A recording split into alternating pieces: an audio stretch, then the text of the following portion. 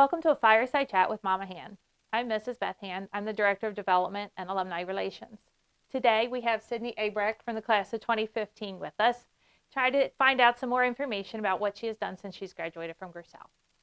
So Sydney, just tell us a little bit of what you did after you graduated from here, about your college, where you went, and what you're doing now.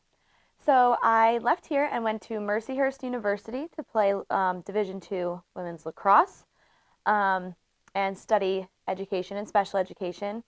Finished there with my degree in special education, early childhood education, and a minor in psychology. And then I stayed at Mercyhurst for another year to finish my master's degree in special education with an emphasis in autism and applied behavior analysis. It's a mouthful. That is a lot. And then from there I came back. And now I have a job as a special education teacher in an autism program in Carroll County Public Schools at Winfield Elementary up in Westminster towards Eldersburg. And I also am competing and coaching in CrossFit and Olympic weightlifting. And which of the jobs takes more of your time? The competing and Honestly, coaching or the work? All of them take all of my time. They take all of your time. I coach gym, work, gym coach.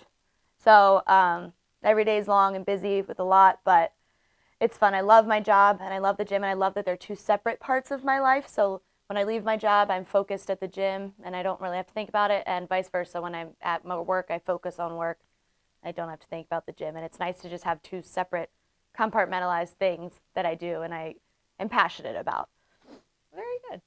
And you did play lacrosse in college. So I will ask you, as a college athlete, what part of your leadership education from Gersel Academy helped you in college with playing on your team and persevering through lacrosse seasons? Yeah, I was going to say perseverance actually was probably the biggest one. For me, there's a lot that happened when I was at Mercyhurst between like coaches switches and like athletic director switches, president even of the university switches while in the 4 years that I was there. So a lot of things changed just in those short 4 years. So we as a whole team had to persevere through that and just the structure of how everything was going to be.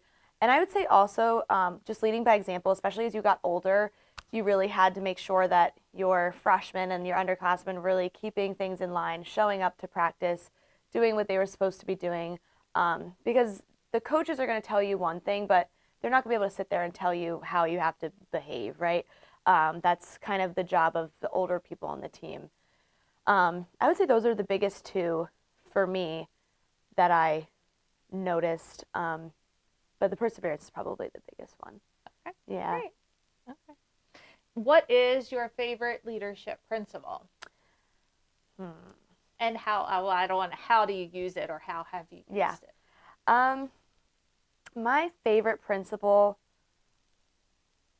I feel like everyone says this, but number 3, treat others as you want to be treated. I think, especially in the job that I'm in, I see it every day, people being treated differently or maybe not as well based on whatever kind of differences they may have. And working in an autism program, I see it a lot. So that's something that we do a lot in my school building as a whole. And I work in a public school, not in like a regular or a autism school, but a regular school with an autism program inside of it. And that's something that we focus on a lot, is just treating everyone the way that you would want to be treated regardless of a diagnosis or a disability or anything like that. So I think that's the one that I use the most, I'd say, or like think about the most throughout. Yeah. And that's a very important one. Yeah. It is a very important one. It's the golden one. And you can use it in all aspects of your life. I'm sure you use it through coaching as well. Yep. I mean, and mostly I coach adults and some sports teams, but for the most part, then the thing I love about the gym is like everyone's there to get better. So whether that be better at a skill or just better at being themselves, like become a better version of themselves. So they're able to kind of embody that, treating themselves the way that they want to be treated too, if that makes sense. Like they treat others the way they want to be treated, and in turn they feel good about themselves and are able to better themselves too. Absolutely. Yeah, absolutely. Okay. So I'm going to throw some this or that at you, or just some quick rapid fire questions here. So pizza or cheeseburgers? Pizza. Specifically Lido's pizza with light sauce and extra cheese. Oh, okay. particular one there. It's my favorite. Sweets or salty snacks? Salty. I love potato chips. Oh, Utz original. oh, okay. Fresh.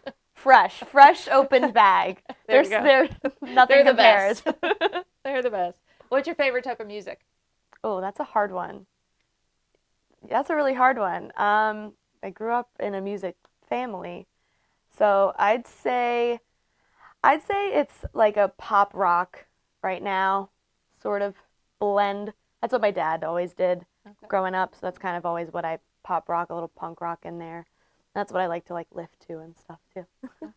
And you used to perform with your dad, and you I used did. to sing. Have Yeah. you done any of that lately, or? I actually have one of my best friends at the gym. Her dad is a guitar player, and another guy that is his friend that also goes to the gym. So we all just like know each other. He's a drummer, so we've actually started kind of jamming together and at her house, and just I'll go over there for dinner and we'll just jam and sing and stuff. And we're looking for a bass player to possibly come on board and perform just locally, just for fun.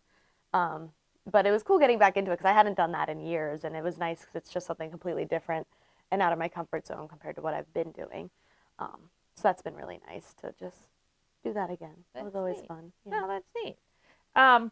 Do you have a favorite memory from high school or from college that you would like to share? I think. Or from Gerstel, because Yeah. you did go to Gerstel for a long time. Yes, I was 12 years of memories. I don't know. I think my favorite memories in general are just the days that were like today, where it was just beautiful outside and we would just hang out between school and like sports practice. Just me and my friends like Sarah, Haley. I don't have to name all my friends by name, but like the group of us that would hang out and just hang out in the hallway and just talk and chat. Like I miss those days of just you go through your day and you just get to hang out with your friends after the simple things.